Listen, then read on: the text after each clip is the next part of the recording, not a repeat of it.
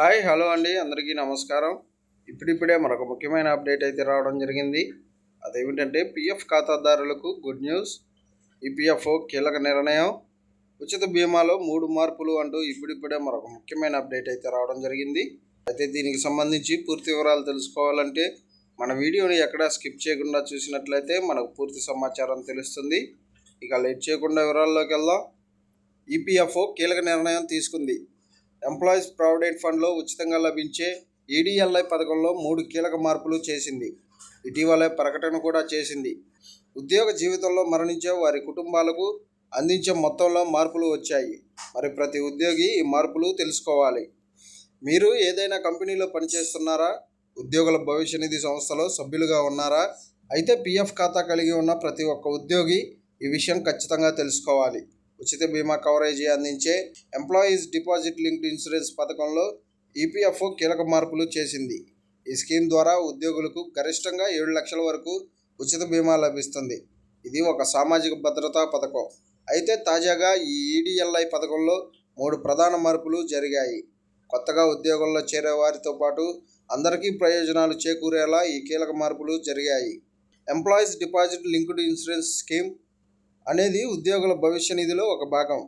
ఈ పథకం కింద ఒక ఉద్యోగి ఉద్యోగ జీవితంలో మరణిస్తే అతని కుటుంబానికి ఆర్థిక భరోసా ఉంటుంది.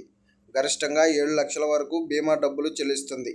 ఈపీఎఫ్ఓ అయితే అది ఉద్యోగంలో చేరిన దాన్ని బట్టి మారుతుంటుంది.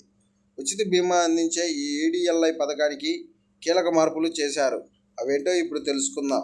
ఉద్యోగంలో చేరిన తొలి ఏడాదిలోనూ బీమా కవరేజీ లభించేలా తొలి మార్పు చేసింది ఈపీఎఫ్ఓ. ఉద్యోగంలో చేరిన మొదటి సంవత్సరంలో మరణిస్తే అతని కుటుంబానికి ఎటువంటి బీమా ప్రయోజనాలు లభించేవి కావు.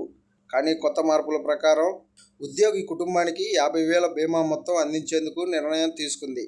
ప్రతి సంవత్సరం ఈ పథకం కింద సగటున 4,000 కుటుంబాలు ప్రయోజనం పొందుతున్నట్లు గణాంకాలు చెబుతున్నాయి.